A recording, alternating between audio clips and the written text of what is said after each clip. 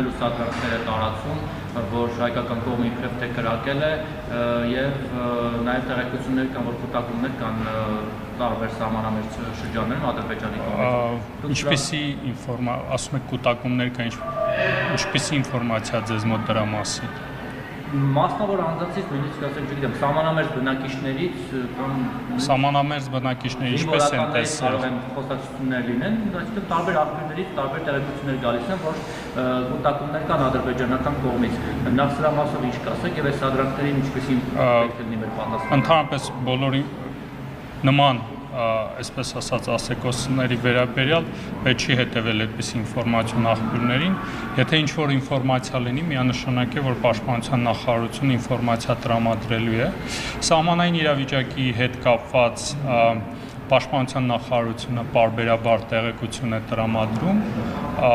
հերքում է նաև կեղծ ինֆորմացիան, բայց նաև ուզում եմ նշել, որ մենք շարունակում ենք աշխատել այն ուղղությամբ եւ մեր առաջարկը Հայաստանի Հանրապետության առաջարկը շարունակում է մնալ սահմանային միջադեպերի հետաքննության մեխանիզմի ստեղծումը եւ շարունակում ենք հրապարակային սրա մասին խոսել, աշխատել այս ուղղությամբ, որպեսզի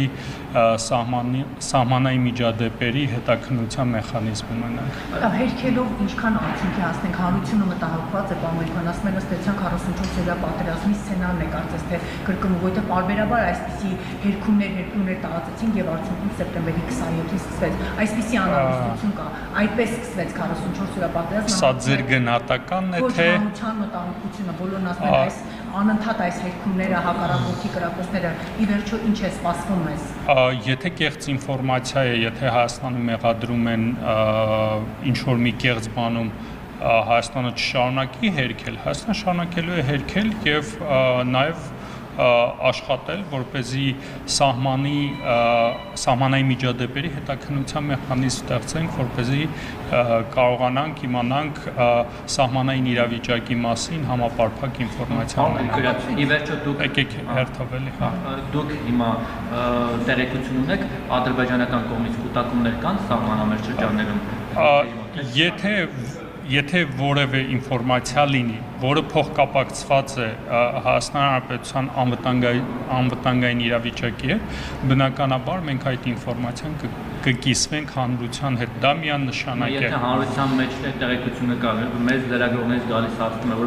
որոշակի մտահոգություններ կան, չէ՞։ Նայեք, ձեզ որտեղից այդ ինֆորմացիան, դուք ունեք հստակ աղբյուր, որ ձեզ նման բան է ասել, շատ անկեղծ, դուք ունեք հստակ անունը չեմ կարող տալ, այո։ Հասկանալի է, ունեք հստակ աղբյուր, խնդրում եմ տեսել են նույնիսկ տեսախցիկով տեսել են այդ կուտակումները, այսինքն ադրբեջանական կողմից շարժ է նկատվում։ Ի վերջո սահմանը է։ Որտեղի տեսախցիկներով են այդպիսի բան տեսել։ Պարոն Գրիգորյան, հիմա եկեք շատ չդետալացվենք, եթե որտեղ շատ հասկանալի է։ Ես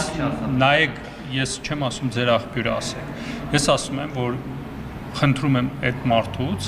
խնդրեք, որպեսզի ձեզ հավելյալ ոչ թե տեսածով, եթե հնարավորություն ունի, ձեզ հստակ ինֆորմացիա տրամադրի, որովհետև ես ենթադրում եմ, որ ամենայն հավանականությամբ ինքը այդպիսի բան չի տեսել, որովհետև եթե ինքը տեսել է, պետք է մեր համակարգներ տեսնել եւ մենք այդպիսի ինֆորմացիա ունենանք։ Ձեր համակարգն է տեսել, որ նաեւ ասում եմ, հաջորդը պատերազմի վտանգ տեսնում եք ամեն դեպքում տևական ժամանակ, գրեթե 1 ամիս է այս հերքման գործընթացը տևում է, Ադրբեջանից մեր կողմը պահանջում է, որպեսզի ապացույցներ ներկայացնի տեղության, որևէ արձագանք չկա, հանրությանը խնդրում եմ որպես պաշտոնատար անձ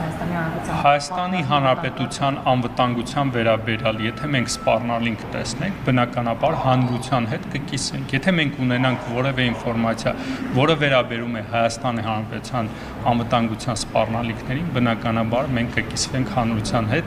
եւ ես ուզում եմ շնորհակալություն հայտնել ձեզ պայմանավորվել ենք կարճ ժամանակ։ Արձակման դեպքում ինչ կլինի։